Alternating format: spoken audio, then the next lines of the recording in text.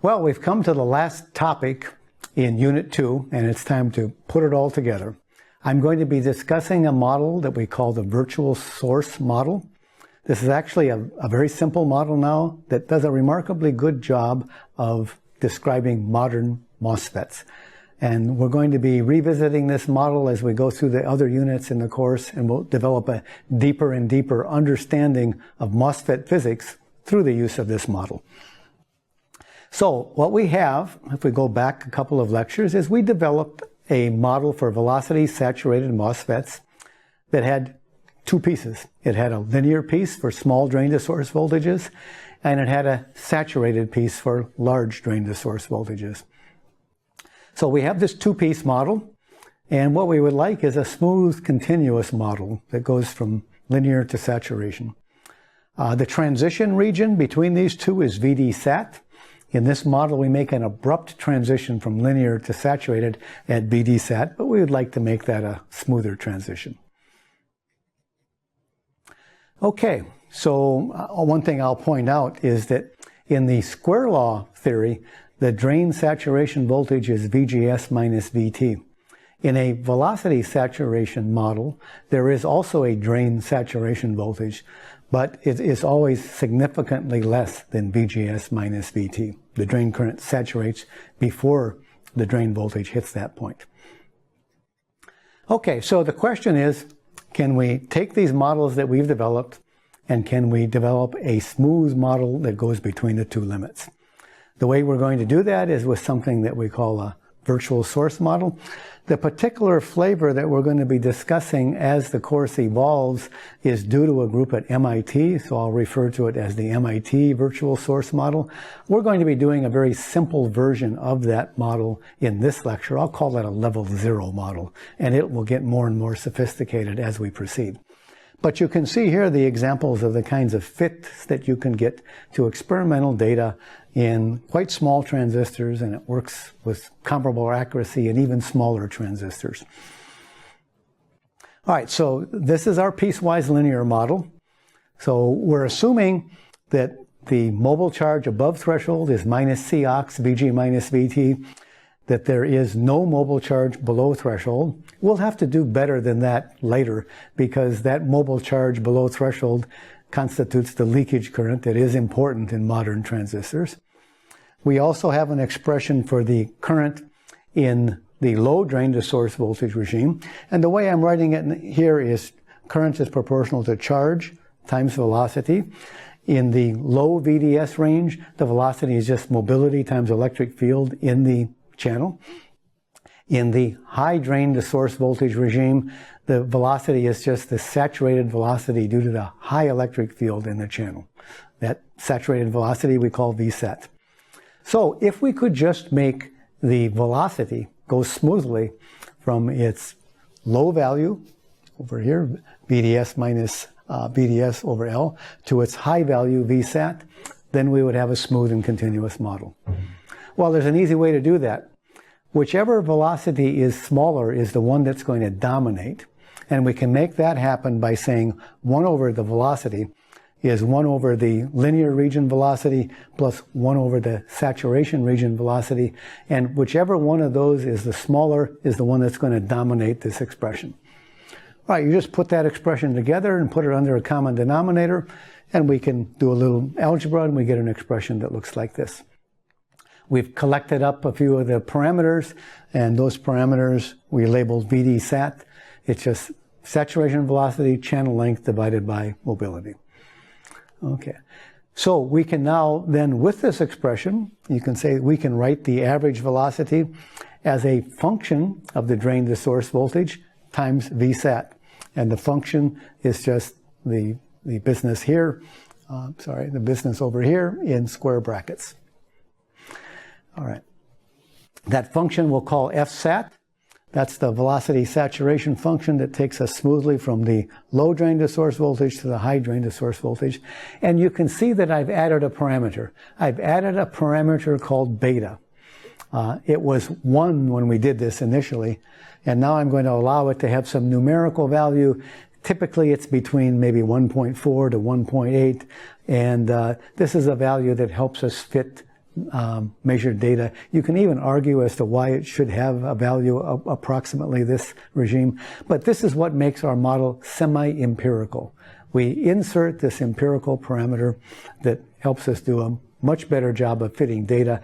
And since it applies to a wide variety of MOSFETs, it's a very reasonable thing to do.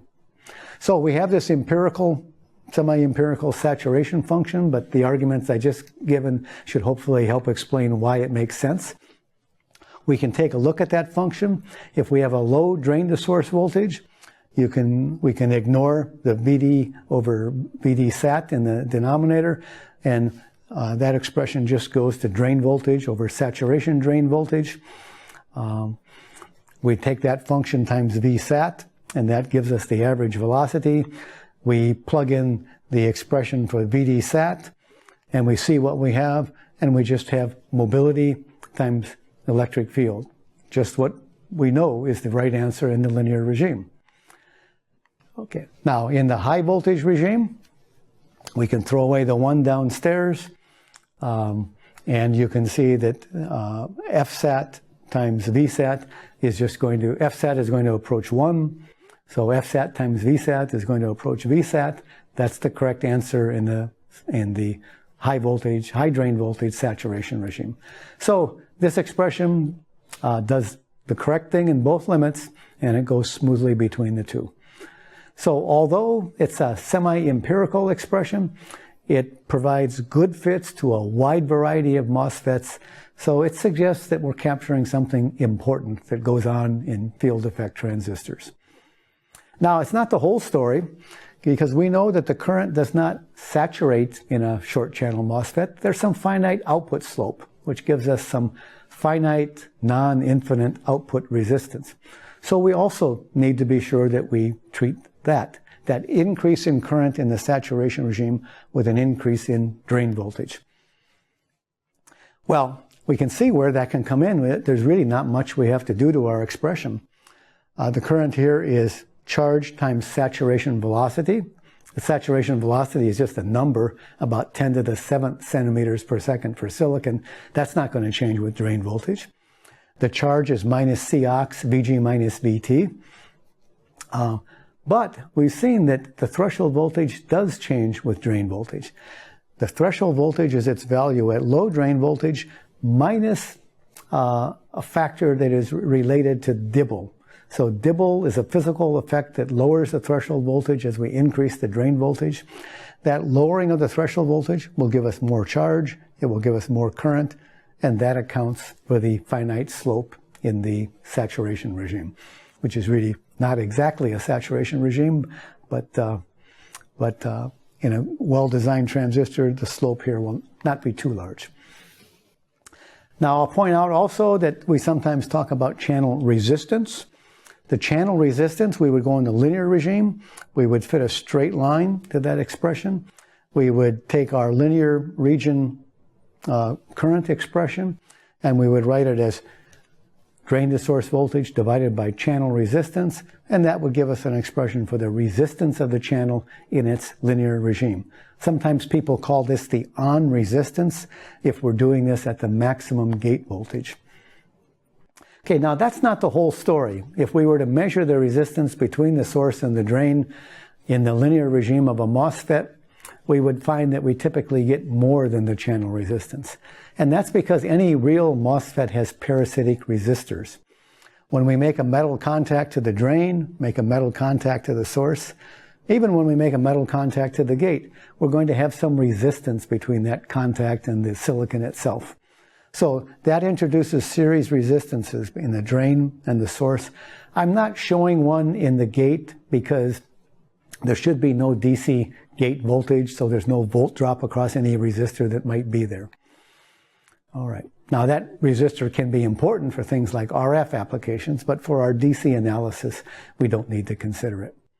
So how do we include the effect of these parasitic resistances, which are always there and are important in our model? Well, it's relatively easy to do. What we have is a model for the intrinsic device, a device without these extra resistances. I'm going to label those intrinsic voltages as VGS prime and VDS prime. So the IV characteristics that we've talked about earlier really refer to the VGS prime and IDS prime. The actual voltages that we apply to the drain and the source and the gate and the source have to account for the extra volt drops across these series resistors. That's easy to do. There's nothing to worry about in the gate. In the drain, the voltage between the voltage at the drain is the voltage at the intrinsic drain is the voltage we apply to the drain contact minus the voltage drop in the drain series resistance. And the voltage at the source is actually positive, even if we ground the source terminal, because there's a voltage drop as the drain current flows through that series resistance in the source. So we can simply map the intrinsic characteristics to the extrinsic characteristics in this way. Now, what is the effect on IV characteristics? Well, if this is an intrinsic MOSFET, some ideal MOSFET with no series resistors, if we actually have series resistors, we'll measure something like this. Down in the linear regime, we're not just going to have the channel resistance, we will have the channel resistance plus the source series resistance and the drain series resistance. Now, up in a saturated regime, we also have less current. And that occurs because the voltage between the gate and the source of the intrinsic device is now less. Because the series resistance in the source leg means that there's a volt drop across that resistor, means the intrinsic source is really at a positive voltage. So the voltage between the gate and the source of the intrinsic device is less than it was without the presence of that resistor. So series resistances are bad. When we develop technologies, we try to keep them as small as possible to try to minimize these detrimental influences. All right, so we can summarize very simply. We've developed what I'll call a level 0 virtual source model, and we'll make it more and more sophisticated as the course goes along. Current is proportional to charge times velocity. The charge, for right now, we're taking a very simple expression for the charge. We'll see how to make this more sophisticated and account for the charge that's there below threshold as well. We'll see that in the next unit. The average velocity is this function fsat times the saturation velocity. And that function is semi-empirical. It's based on some physical reasoning, but it includes an empirical parameter, and it smoothly connects the velocity in the linear regime to the velocity in the saturation regime.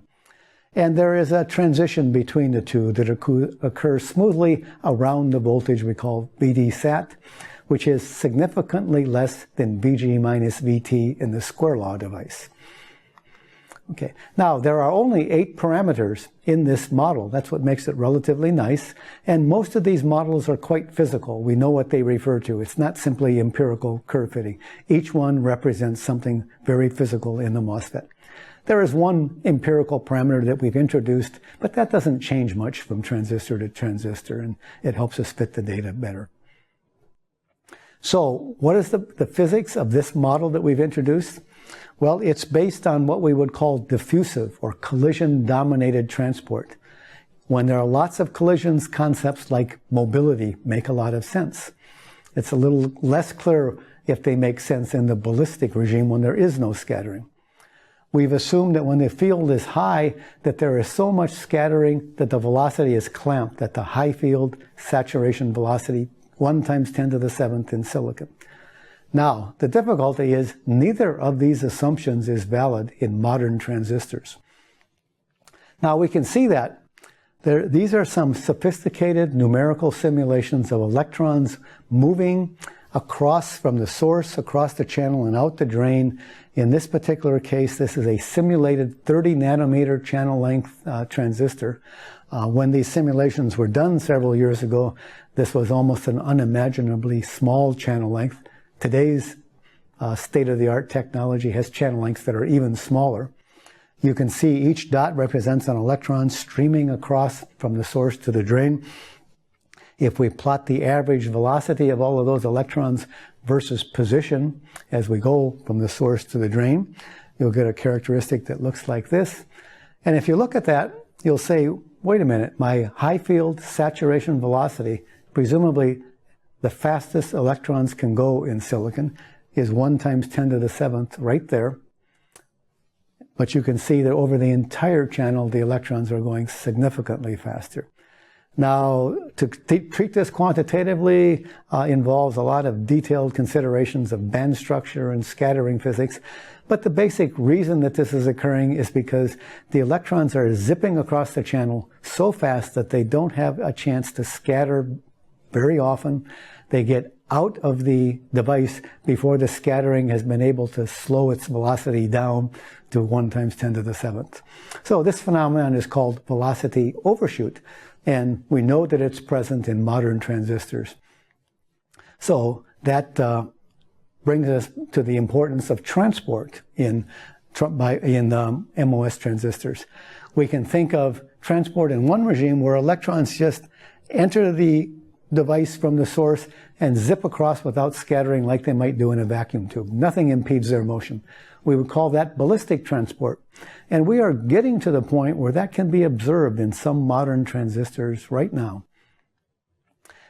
In more realistic transistors, and especially in older transistors with longer channel lengths, the electrons encounter impurities and lattice vibrations and various things that can knock them in random directions. We call that scattering. So that is diffusive transport if there is a lot of scattering. Modern transistors, we would say, are in the quasi-ballistic regime. There is enough scattering that we can't consider the transport ballistic. There's not enough scattering that we're fully diffusive and that we can use concepts like mobility and saturation velocity and feel comfortable with it. But these are some of the issues that we're going to be discussing and developing an understanding of when we get to Unit 4 of this course. Okay, but I just want to point out that this particular model, in spite of these concerns about the physics upon which it is based, does a remarkably good job of fitting the IV characteristics of modern transistors. This is an example that I showed you earlier of the kinds of fits that you can easily get to very short channel transistors. So there's something in this model that is right, that is capturing some essential physics, and we have to understand what that is, how the model can perform so well, even though it's based on this shaky physics. And what we'll see is that if we simply replace the mobility by something we call an apparent mobility, and if we replace the saturation velocity by something we call an injection velocity, now we will show that these are more than two curve-fitting parameters, that these are really parameters that have physical significance. And part of our goal, especially when we reach Unit 4, will be to explain the physical significance of these parameters and why they work so well in describing the characteristics of modern nanoscale transistors. Now, as we proceed in the course, we're going to focus a lot on what we call the virtual source. So you'll remember how we described the operation of transistors in terms of energy band diagrams. Current flows because we manipulate the potential energy barriers. When the device is off, there's a high barrier. We only have leakage current. When we apply a high gate voltage, we pull the barrier down. Electrons can flow out of the source, into the channel, across it, and out the drain, and current flows. At the top of the barrier, this is going to be a particularly important point to us. When we focus on the top of the barrier, we're going to call that point the virtual source. And we will see that at that point in a well-designed transistor, there's a very simple expression for the charge. It's the classic expression that we have been using in a long channel transistor. If that expression is valid, it makes the analysis of these very short channel transistors much easier, and that's the reason that we are going to focus on this point we call the virtual source. Now, I'll point out that as we increase the drain bias and sweep it from small to large, in a well-designed transistor, this is nearly independent of the drain voltage. There'll be a small amount of dibble, but hopefully a manageable amount. And all of this is only true if we have designed the transistor carefully and appropriately from an electrostatic perspective. That's really the major job of the transistor designer, is to design the electrostatics such that the charge at the virtual source is a simple, nearly constant value that is given by this expression. Okay, so our virtual source model focuses on the charge and the velocity at the virtual source.